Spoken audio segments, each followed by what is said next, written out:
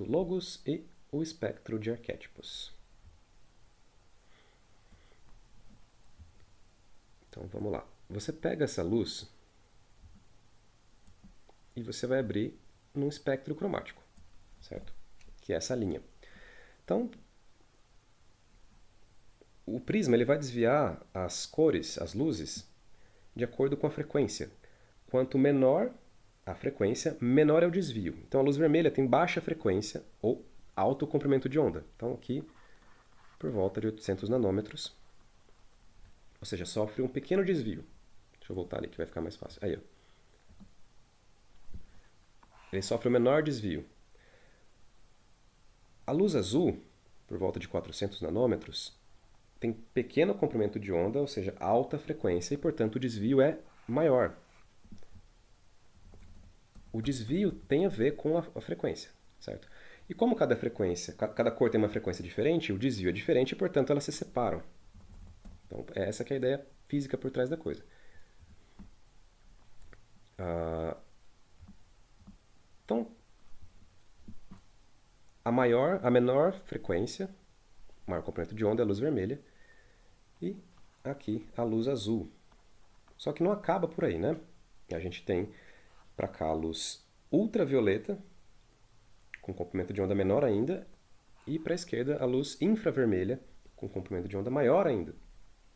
E depois, né, pro lado aqui da esquerda, você vai ter micro-ondas, as ondas de rádio, e, e aí vai, né? Tem ondas de rádio com comprimento de onda de quilômetros. Enquanto que pro lado daqui da direita, você vai ter do ultravioleta, você vai ter raio-x, você vai ter raios gama, que também o comprimento de onda vai ficando até do tamanho de um núcleo atômico. A princípio não tem limite, né? Para cá, quanto menor o comprimento de onda, maior a energia, e aqui ao contrário, da luz. Mas isso tudo é mais curiosidade. Por quê? A ideia é que isso aqui é infinito, né? Infinito para cá, infinito para lá. Mas a gente enxerga só essa fatia do espectro eletromagnético. E mesmo essa fatia é o que dá pra gente essa variedade de cores da experiência. E aí eu pergunto, quantos arquétipos existem? Fazendo essa metáfora, essa relação dos arquétipos com as cores.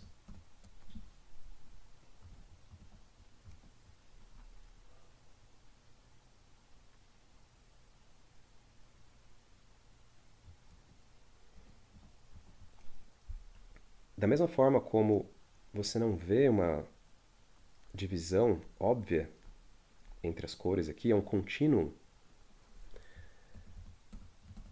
significa que existem infinitas cores. Tantas quantas você precisar que existam. Porque, claro que na hora de falar sobre as cores, eu vou precisar traçar uma divisão arbitrária aqui, ó.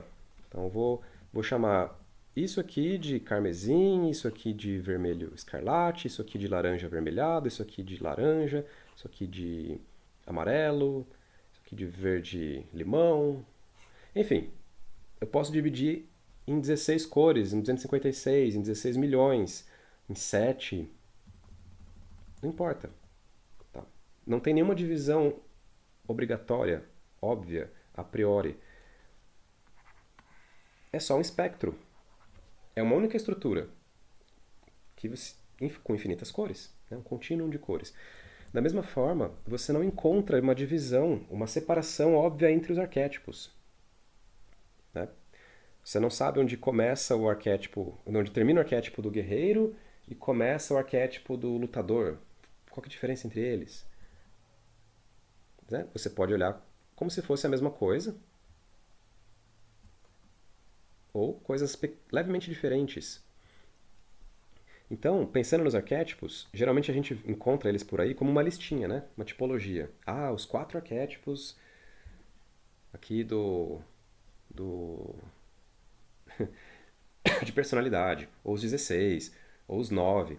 Justamente porque você está fazendo um particionamento disso aqui, né? Um particionamento dessas cores. Vou falar, isso aqui é um arquétipo, vou chamar isso aqui de fogo, isso aqui eu vou chamar de ar. Opa, fogo é assim. Isso aqui eu vou chamar de ar. Isso aqui eu vou chamar de água. E isso aqui eu vou chamar de terra. Certo? E vou atribuir, então, 4 arquétipos. Esse vai ser o guerreiro. Esse aqui vai ser o mago. Não se preocupe com o masculino e feminino, né? Pensem de forma andrógena aqui. Que mais? Água. Esse aqui vai ser o bardo. Sei lá. Esse aqui vai ser o clérigo, o sacerdote. Tô tirando da cartola aqui essas coisas, tá? Eu poderia ter dividido, não em 4, mas em 7. Poderia ter dividido em 10, em 12. Então, os arquétipos existem de forma absoluta? Essa é uma pergunta em aberto, né? Sim e não. O arquétipo ele vai existir uma vez que você traçou uma fronteira aqui, particionando essas cores. E aí cada fatia vai ser um arquétipo diferente. Né? Eu vou chamar, como eu falei, eu vou esquecer a complexidade interna de cores aqui e vou chamar de carmesim, de vermelho, sei lá. Vou ignorar. Ou seja, como se o arquétipo do guerreiro tivesse infinitas variações, infinitas nuances. Qualquer arquétipo. Tá? Ou seja, se eu estou falando de arquétipos, eu já estou fazendo essa divisão e eu já estou simplificando a coisa. Né? Tá. Quantos arquétipos existem? Quantos eu precisar. Né? A princípio, infinitos. Só que esses infinitos arquétipos, na verdade, é uma estrutura única. Porque se não tem divisão, é uma coisa só. E essa estrutura única é o que a gente chama de logos, ou verbo, ou palavra, né? Se for tentar traduzir do grego.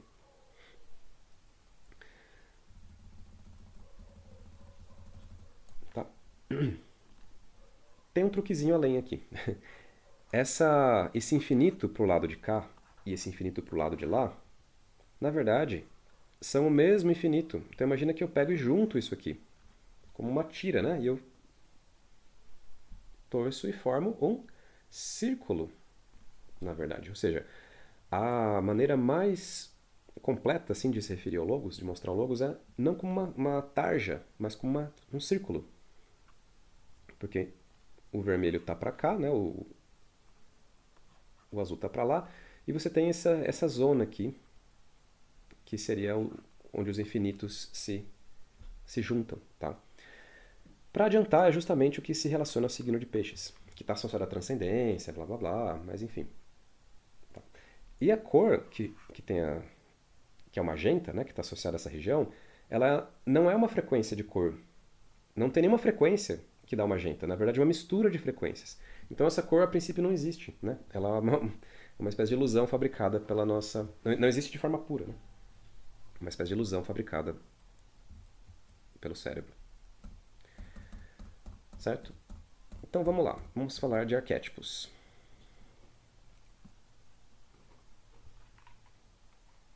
A gente já comentou um pouquinho sobre isso na aula anterior, mas vamos lá. O que é um arquétipo? É o modo mais abstrato em que algo pode existir. É mais elevado e mais real. Mais amplo. Porém, o preço que você paga é a abstração. Tá? É como se fosse a semente daquela coisa. É a totalidade do potencial daquela coisa. Então, se a gente está falando do arquétipo do humano, que os gnósticos chamam de antropos, o humano. Nossa, o que eu estou escrevendo? Isso inclui o quê? A totalidade do potencial do ser humano, ou seja, todas as possíveis pessoas que já existiram, existem e existirão, em toda a potencialidade da humanidade, enfim. Se eu estou olhando para o humano como um arquétipo, eu estou sendo amplo assim. Né? Se eu estou olhando para mim como um arquétipo, o que é o Thales?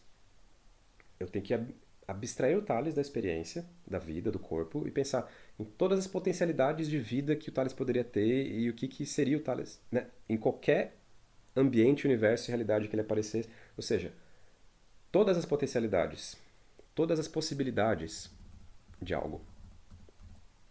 O arquétipo de um carvalho.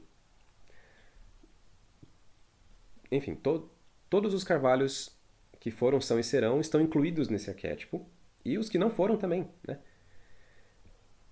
E aí tem outro arquétipo que é o da árvore, que inclui o carvalho, inclui, enfim, a ideia é essa, né? Como se o arquétipo fosse a forma ou o molde da coisa.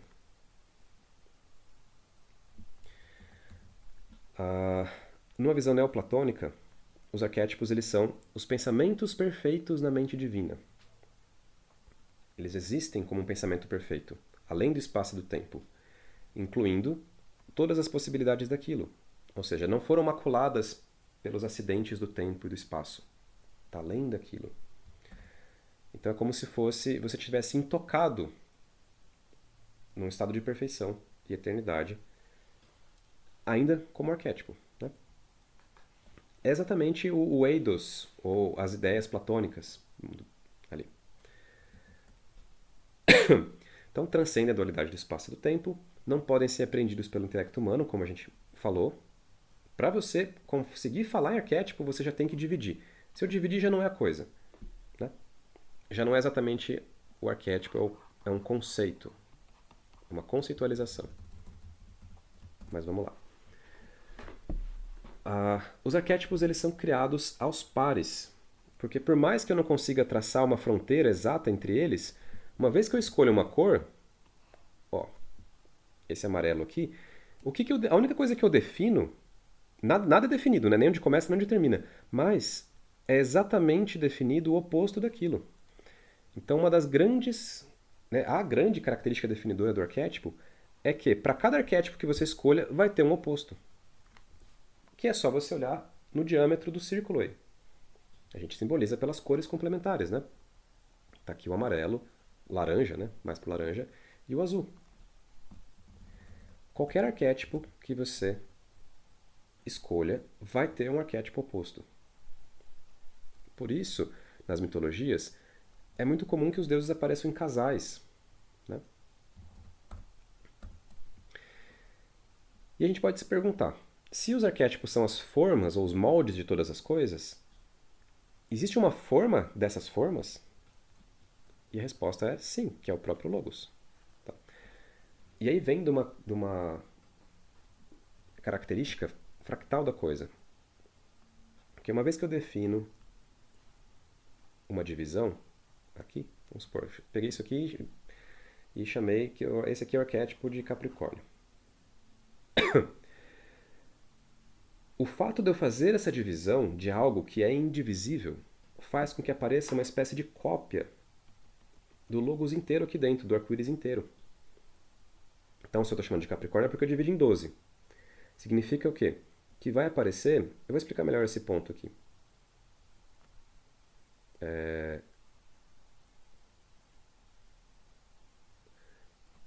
Como se a fita inteira de cores aparecesse em miniatura. Então eu vou ter uma região que vai ser o Áries de Capricórnio, uma região que vai ser o Touro de Capricórnio, que vai ser o Gêmeos de Capricórnio, vai ser o Câncer de Capricórnio. Tá pequeno demais aqui. Mas a ideia é essa. É o Leão, o Virgem e todos os signos, até dar os 12. Tá? Essa estrutura interna, ela aparece como um efeito colateral dessa ilusão criada pelo fato de você dividir o arco-íris. O arco-íris, né, o Logos, ele é indivisível. Mas para falar dele eu preciso dividi-lo. Só que dividi-lo faz com que apareça esse eco, digamos, da estrutura inteira. Ou seja, a parte contém o todo. Né? Esse é o princípio da holografia. Também a ideia por trás dessa divisão fractal aqui. Tá? A informação do todo está contida na parte. Bom,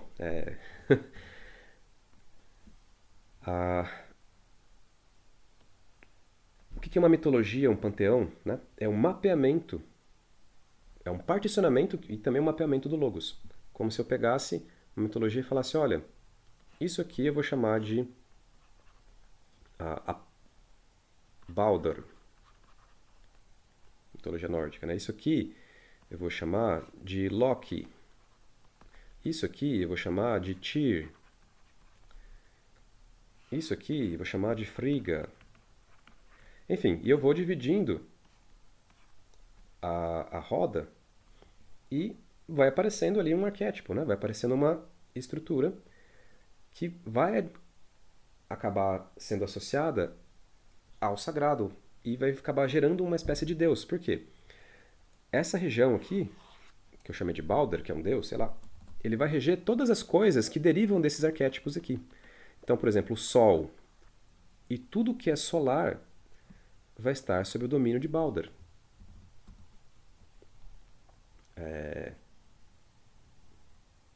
Aqui, Odin, ou Wotan. Se bem que dá pra... Vamos chamar de Thor, só pra... Tudo que está associado a essa fatia de arquétipos e todas as coisas derivadas ali vai estar sob a regência de Thor. Tá, e a questão é, não existe uma única forma de fazer essa divisão e, portanto, não existe um único panteão ou mitologia possível. Então, cada povo acabou fazendo esse particionamento a seu próprio modo, de acordo com as condições ali do contexto geoclimático, histórico, e acabou aparecendo essas divindades.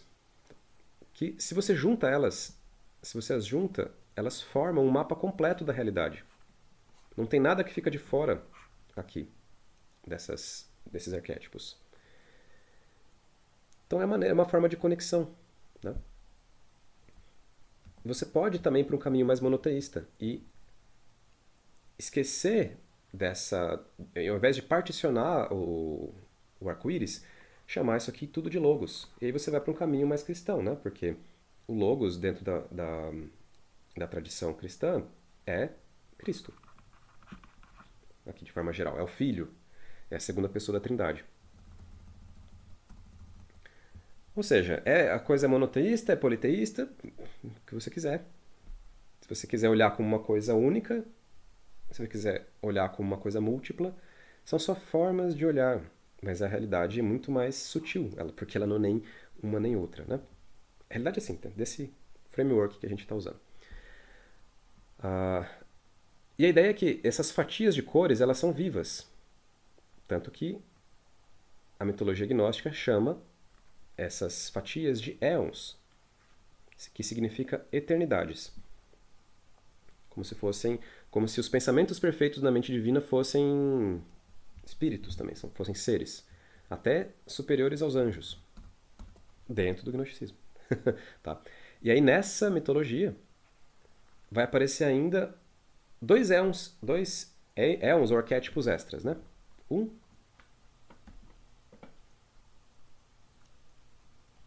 pegar aqui.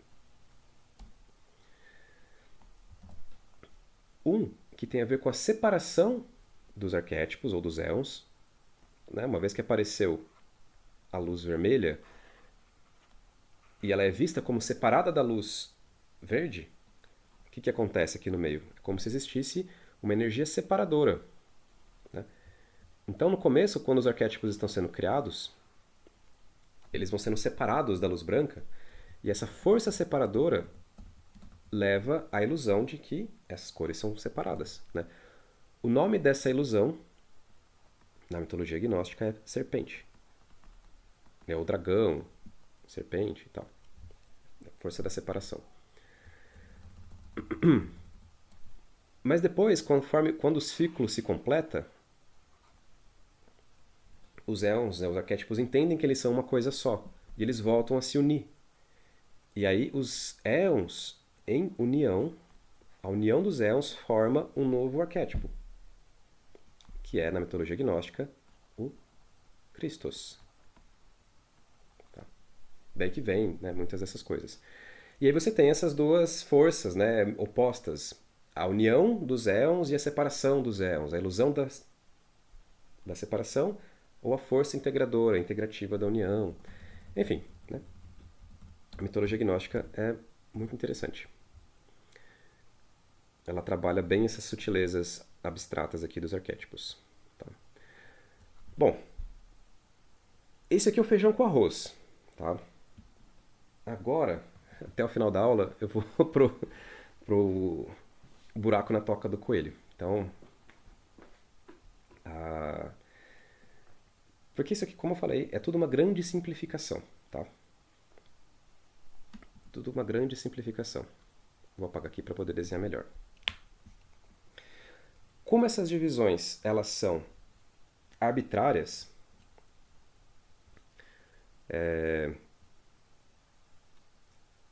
dividir é uma ilusão que gera aquele efeito colateral, como eu tinha falado, né? Faz aparecer um eco de tudo aquilo que eu finjo, né? Se eu pego esse pedaço aqui e eu finjo que isso aqui é uma coisa separada das outras coisas, posso fazer isso. Só que o preço que eu pago é que apareça um eco de todas as outras coisas que eu estou ignorando aqui. Como se fosse uma... Se aparecesse aquilo, insistisse em aparecer em segundo plano, né? Então vamos lá. Se eu fizer uma divisão em 4,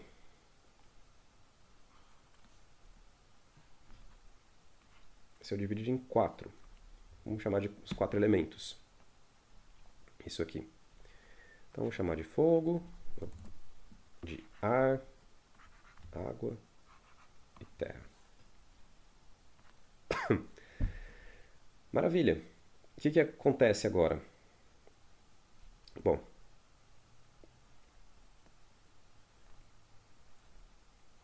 vai aparecer o fogo do fogo, vai aparecer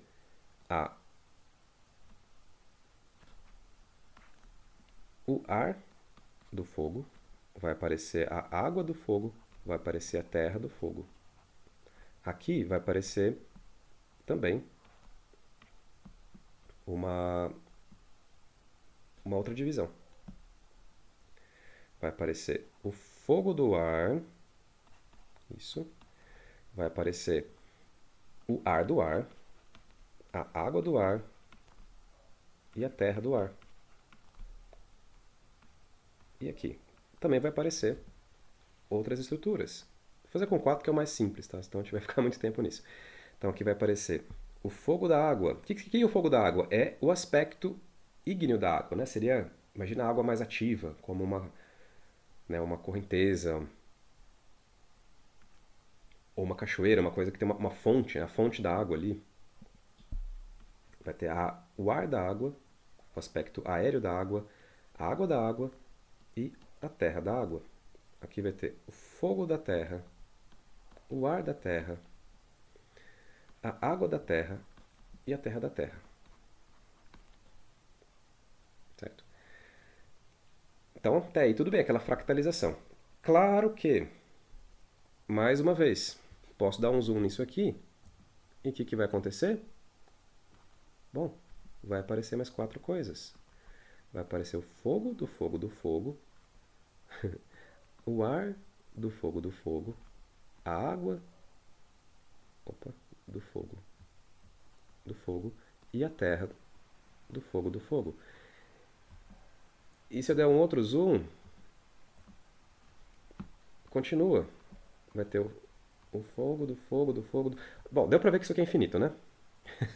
Então a complexidade é como se isso aqui fosse uma estrutura de complexidade infinita, né? Eu ainda estou facilitando, porque tem um outro ponto, que é o ar do fogo se relaciona com o fogo do ar. Então existe uma conexão aqui entre esses dois pontos que aparentemente estão distantes da roda, né? Existe uma outra conexão entre o fogo, a água do fogo e o fogo da água. E uma outra conexão entre a terra do fogo e o fogo da terra. Bom, o fogo do fogo ele conecta consigo mesmo, o ar do ar consigo mesmo, a água do ar com o ar da água, a terra do ar com o ar da terra, a água da água consigo mesma, a terra da água com a água da terra e a terra da terra consigo mesma. Ok. apareceu essa estrutura aqui. Certo? E se a gente fizer aquele zoom, a mesma coisa. Ó, não vou fazer para não enlouquecer, mas a ideia é que vai ter também o fogo do fogo do fogo, o ar do fogo, que vai se conectar com o fogo do ar do fogo. Ou seja, vai aparecer uma outra linha conectando ali com outro pedaço do mapa. Se a gente fizer isso, né, a gente pode fazer quantas iterações a gente quiser, mas você vai acabar chegando à conclusão que todas as partes se conectam com todas as partes e a estrutura e a complexidade é infinita. Tá? Por que eu dividi? Se eu dividir de outra forma, vai aparecer uma outra estrutura, em 7, em 8, em 10, em 12, com as mesmas características. Complexidade infinita, conectividade infinita. De todos os pontos com todos os outros pontos.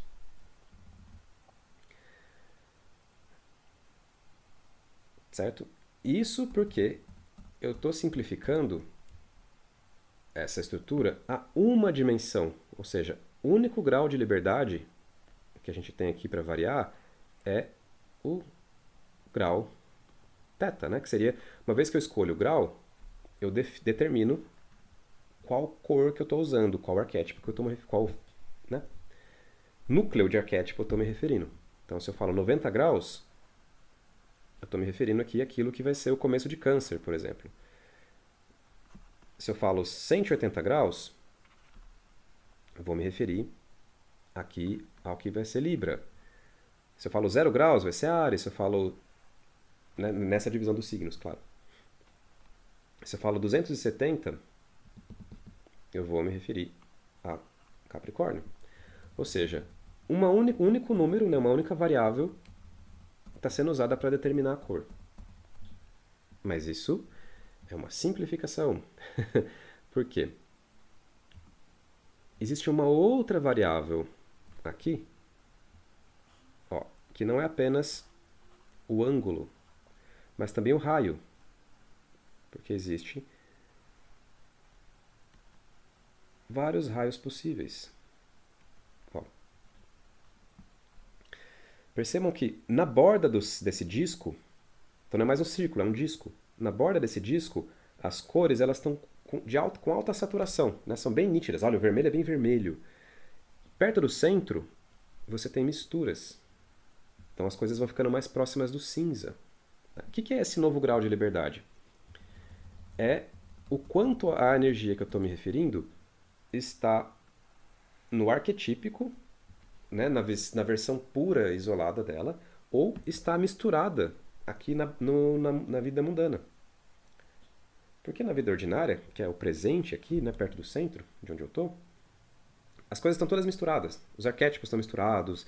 Então a pessoa, ela está exercendo aqui um papel de vilã na minha vida, mas ela dentro dela tem o herói também, e também tem o sábio, o guerreiro, tem tudo ali. Por isso, a característica das coisas no mundo material aqui é a mistura. Por isso a cor cinza para simbolizar. Né? Ou seja, temos agora duas dimensões de cor. O raio e o ângulo. Certo? Mas isso também é uma simplificação, que na verdade tem uma terceira dimensão de cor, ó, que vai ser esse ângulo aqui. É a latitude, né? Porque eu tenho como se fosse uma variação mais luminosa de cada cor, indo para o branco. Então tenho, sei lá, o guerreiro, tenho o anjo da guerra, né? O deus da guerra, uma versão divina celestial associada à guerra. E eu tenho também o demônio da guerra, que é uma versão mais sombria dessa mesma energia, né? Associada à violência, à violação e coisas do tipo. Então um está associado a impor limites, impor a justiça, impor limites. O outro está associado à violação. Violência, violação. São diferentes variações, né? Como se fossem diferentes tons da mesma cor. Vai ter o vermelho ali branquinho, vai ter o vermelho escuro. E aí tem um efeito interessante, porque se você vai subindo ou descendo, as cores vão ficando mais parecidas umas com as outras. Então, conforme elas vão ficando mais luminosas, elas vão ficando cada vez mais parecidas entre si e com o branco, né? Então é como se o sábio, o arquétipo do sábio mais luminoso, celestial, fosse ficando mais parecido com o arquétipo do guerreiro mais celestial. Enquanto que nesse disco aqui central eles estão bem separadinhos. São todos eles muito luminosos e tal. E vice-versa, né? Conforme os arquétipos, as energias vão ficando demoníacas, elas também vão ficando parecidas entre si, até que elas se tornam essa luz preta, digamos. Que é a, a escuridão em si, né? A malignidade em si, enquanto que a luz branca é o contrário. Seria aqui a luminosidade, a celestialidade em si. Enfim, a ideia aqui é a gente perceber que a riqueza de energias e variedades de possibilidades ela é muito maior do que, a princípio, né, só uma dimensão de cor poderia dar. Esse aqui é o verdadeiro, né, um verdadeiro símbolo para o Logos. É a esfera de cores. E a gente vai ver que ele por si só já é um mapa completo da realidade. Um terço das aulas, né, vai ser destinado ao mapa mítico da realidade, que é a esfera, que tem a árvore dos mundos e tal. E a gente vai ver que a esfera de realidade, o mapeamento mítico da esfera de realidade vai obedecer essa estrutura básica aqui, que já está contida no Logos. Tá? Então tentem guardar essa esfera de cor, porque é a partir dessa luz branca que a gente vai criar, né, o arquétipo da fonte. Daqui é onde vai surgir o arquétipo do sumidouro da realidade, ou da Terra, né, o céu e a Terra. Esse eixo que junta os dois vai ser o eixo do mundo. Daqui são as 4 dimensões, a montanha sagrada no centro, a caverna do dragão aqui embaixo, enfim. Tem pano pra manga nessa história aqui. Tá? Recapitulando. Arquétipo é uma coisa complicada. Uma coisa infinitamente complicada, não é apenas infinitamente complexa. Essa complexidade ela aparece porque a mente que é dualística está tentando acessar uma coisa que é não dualística. Por isso, o silêncio, o insight, a epifania, que são as verdadeiras maneiras da gente se aproximar do arquétipo. Tá? Por isso é um exercício relativamente fútil esse de tentar entender o arquétipo. Ele está além do entendimento. Né? Tanto que a gente... Olha o estardalhaço conceitual que a gente precisou fazer para falar dessas coisas. Mas é isso. É o que tem para hoje, né?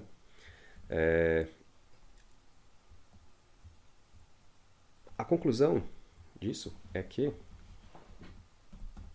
Conclusão para hoje. Quando você pega esse círculo e olha para ele, ou instancia ele como tempo, o que você vê é a jornada do herói. Então a jornada do herói é o Logos, manifestado como tempo, manifestado como história. E daí a gente entende cada fatia de cor aqui não como um personagem arquetípico, tal, mas como uma etapa arquetípica. Então esse é a moral da história de hoje. Tá? O Logos pode ser visto como o tempo também. O tempo como um círculo, né? Começa e termina. E quando você olha para esse círculo como o tempo, como a serpente que morde o próprio rabo, ou seja, ela termina onde começa, você vai começar a olhar para as cores então como etapas. Etapas da história. Olha, aqui é o chamado aventura, é o comecinho. Aqui é a travessia do limiar. Né? E a gente percebe também que cada etapa da história ela é uma espécie de transformação alquímica. Por quê? As cores estão se transformando. O chamado aventura É uma etapa que vai transformar a consciência, a energia, o que quer que você queira chamar, a quintessência, o tempo, do vermelho ao vermelho alaranjado. Certo? Então, é uma operação alquímica que gera uma transformação de um tipo em outro tipo, de um estado em outro estado. A negação ao chamado vai ser uma outra transformação, uma outra etapa alquímica, que pega onde a primeira deixou e leva para frente. O encontro com o mentor é uma terceira etapa, uma terceira transformação que leva a, né, pelos tons de laranja até o ocre, né, o âmbar. Aí tem a travessia do limiar. Enfim, aí você vai passando, como se a consciência fosse passando por todas as cores, se transformando no processo, conhecendo todas as possibilidades de si mesma, até que ela dá a volta completa, certo? 360 graus, fechou o círculo. Mas agora ela volta onde começou, né? Ela volta onde começou, porém completamente diferente.